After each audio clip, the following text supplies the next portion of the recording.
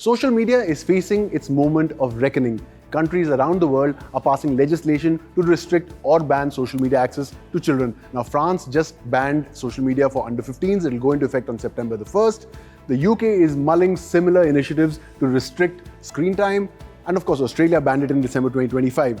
Now, the bigger question, however, isn't about these companies and what they do. They've already lost a landmark US lawsuit in which it was proven that Google and Meta, in fact, engineered these systems to be addictive. But these are enterprises. They're meant to make profit. The bigger question is that did we even stop to think and consider what the negative ramifications of social media would be on children before we adopted this technology so enthusiastically in 2004? And more importantly, have we learned our lesson?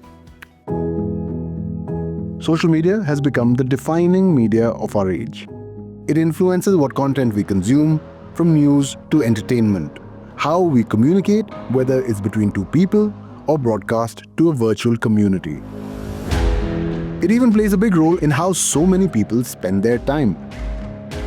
When it launched in 2004, Facebook promised to connect the world. And it did. People found long-lost school friends, made virtual communities with people all over the world, and began following each other's lives in a way that had never happened before in human history. People's digital feeds allowed us to live life vicariously through the lives of other people. YouTube introduced video into the mix. Twitter made it possible to follow live updates on news. TikTok and Instagram introduced the world to the short-format vertical video. In the last 2 decades, social media's use and misuse has spanned the gamut. It's been great for spreading awareness, but it's also been weaponized by bad actors. It's fired revolutions and regime changes, but it's also been used to spread propaganda and misinformation. For children, however, there is little ambiguity. The algorithms of social media are designed to encourage doom scrolling and hook young minds to personalized feeds. The choices that they made around the design of the newsfeed algorithm were, while increasing the amount of content consumed, increasing the length of sessions, that it was providing hyper-amplification for the worst ideas. I'll give you an example. Groups, like most people think Facebook is about your family and friends. Facebook has pushed people more and more aggressively towards large groups because it lengthens your session. The virtual echo chambers created by social media promote narrow worldviews, reinforce prejudice, and discourage critical thinking. The short-format video has affected attention spans of young people. Addiction is commonplace. We are consulting at the moment on whether there should be a social media ban for under 16s. There are strong views on that either way, and we're looking at how that might or work, what the variations on it might be. We're also working on things like addictive, because algorithms in social media that try to keep adults and children on social media for a long time. Chatbots, which at the moment are not sufficiently controlled. We're passing a new provision to deal with that. As the world grapples with how to control the fallout of social media addiction, the bigger question that emerges, we should have been able to stop and consider what the potential ramifications would be for society, politics, the minds of young people, and the world at large. The most indicting proof against social media has come from within the organizations. Several whistleblowers have come forward to testify. I believe Facebook has a moral duty to be transparent about the operation of its algorithms and the performance of those systems. Currently, they operate in the dark because they know that with no transparency, there is no accountability. I also believe that once someone knows a harm exists and they know that they are causing that harm, they do have a duty to address it. The core takeaway from all of these revelations has been that social media platforms, like any other enterprise, are focused on profits and revenue.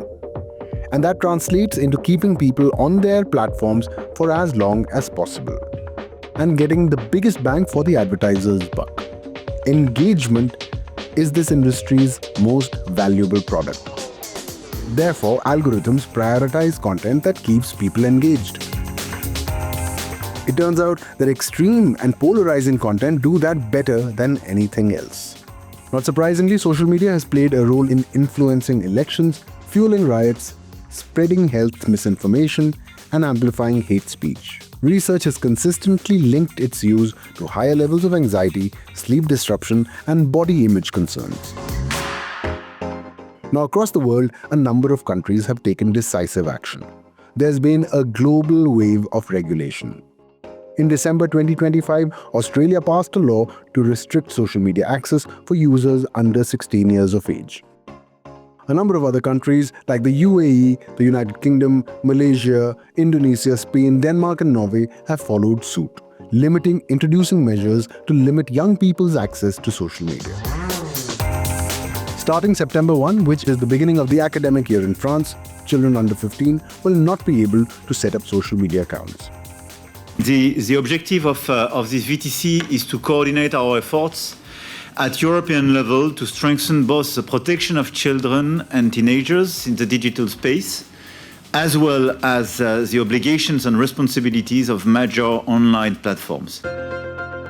The European Union's Digital Service Act also requires digital platforms that include social media to moderate content and holds them liable.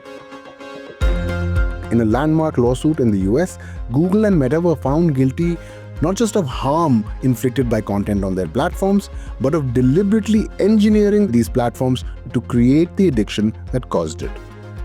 Clearly, regulation is the way forward. Is there a moral of the story?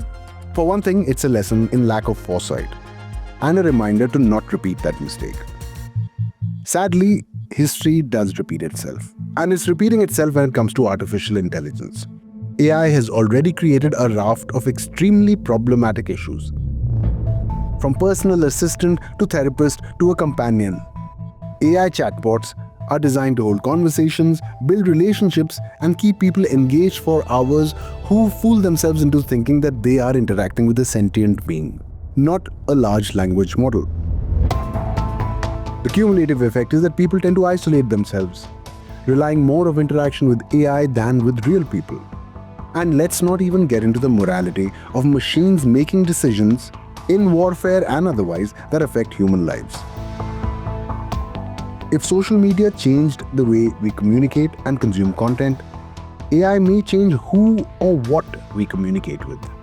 It is affecting our ability to reason and think, to learn, absorb, and share knowledge. But the difference between humans, humanoids, and robots is not a gap that needs bridging. Have we learned our lesson? Only time will tell.